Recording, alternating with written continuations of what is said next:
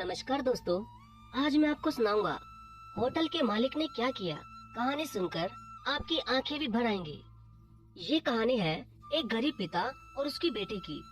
एक बार वह गरीब पिता अपनी बेटी को उसके स्कूल से लेकर आया और उसे एक महंगे होटल में लेकर गया।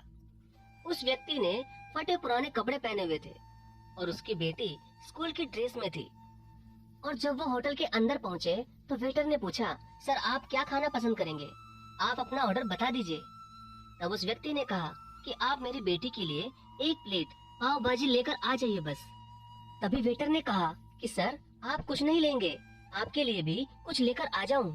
तो उस गरीब व्यक्ति ने कहा, मेरे लिए कुछ नहीं, आज सिर्फ मेरी बेटी के लिए पार्टी है। मैंने इससे वादा किया था कि अगर तुम इस जिले में 10वीं क्लास में टॉप करोगी तो मैं तुम्हें सबसे महंगे होटल में पार्टी दूंगा, इसलिए आप सिर्फ मेरी बेटी के लिए पाव भाजी ले आइए। वेटर ये बात सुनते ही दौड़कर अपने मालिक के पास गया और बोला कि सर आपसे एक छोटी सी रिक्वेस्ट है कि आप मेरी सैलरी से पैसे काट लेना, लेकिन आज मैं चाहता हूँ कि उस बच्ची के साथ उसके पिता को भी एक प्लेट पाव भाजी खिलाया जाए, क्योंकि उस बच्ची ने पूरे जिले में 10वीं कक्षा में टॉप किया है। वह गरीब पिता है, ज्यादा पैसे नहीं होंगे उसके पास, इसलिए वो कह रहा है कि पाव भाजी सिर्फ मेरी बेटी के लिए ले आओ। होटल के मालिक ने जब ये बात सुनी तो उसने उस वेटर को शाबाशी दी और कहा कि तुम्हारी सोच पर मुझे गर्व है, लेकिन जबकि उस गरीब की बेटी ने पूरे जिले में टॉप किया है तो मेरा भी तो कुछ फर्ज बनता है।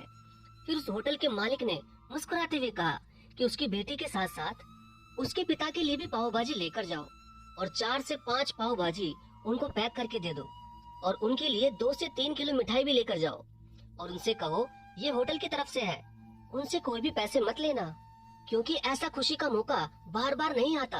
मालिक की बात सुनकर वेटर को भी बड़ी खुशी मिली, लेकिन जब वेटर उनके खाने के लिए 2 प्लेट पाव भाजी लेकर गया तो वह गरीब व्यक्ति चौंक गया और घबराते हुए बोला कि बेटा मैंने तो एक ही प्लेट पाव भाजी मंगवाई थी, मेरे पास पैसे नहीं है बेटा।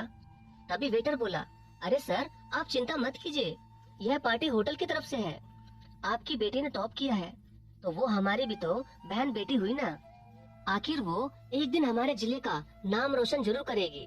और हाँ सर, हमारे मालिक ने ये पाव भाजी और कुछ मिठाइयाँ भी आपके लिए पैक करवा दी है, इन्हें भी आप घर ले जाइए और बेटी के टॉप आने की खुशी में जश्न मनाइए। गरीब पिता और बेटी बहुत खुश होते हुए सब सामान लेकर घर चले गए। कई साल बीत गए। उस गरीब पिता की लड़की अब यूपीएससी की तैयारी करके कलेक्टर बन चुकी थी और इत्तेफाक से उसी शहर में उसकी पोस्टिंग हुई थी। तभी उस लड़की ने उस होटल में सूचना पहुंचवा दी कि मैं उस होटल में लंच करने आ रही हूँ। होटल के मालिक ने जब यह बात सुनी तो होटल को पूरी तरह से सजवा दिया गया। गांव में यह बात पूरी तरह से फैल गई और शहर के सभी लोग उन्हें देखने के लिए आने लगे, क्योंकि पहली बार किसी गरीब की बेटी इतनी बड़ी कलेक्टर बनी थी। तभी कलेक्टर अपने पिता के साथ उस होटल में पहुंची। कलेक्टर ने होटल के मालिक से कहा कि शायद आपने मुझे पहचाना नहीं, हम वही पिता पुत्री हैं जो कि हमारे 10वीं क्लास के टॉप करने पर आपने हमें इसी होटल में पार्टी दी थी। हम वही पिता पुत्री हैं, आज फिर से आए हैं और आज आप सबको पार्टी हम देंगे, आपके पूरे स्टाफ को भी और गांव के कुछ गरीब लोगों को भी, क्योंकि आपने गरीबी का सम्मान किया है। आपने उस दिन जो पार्टी दी थी उसमें आपने मुझे समझाया है कि मुझे कितनी और ऊंचाइयों तक पहुंचना है, कितनी और बड़ी से बड़ी मंजिलों को छूना है। उस दिन आपने मुझे एक नई प्रेरणा दी थी और आज मैं उसी प्रेरणा का थोड़ा सा कर चुकाने आई हूँ। वो कलेक्टर बेटी बोलती जा रही थी और उसके पिता के आंखों से आंसू बहते जा रहे थे।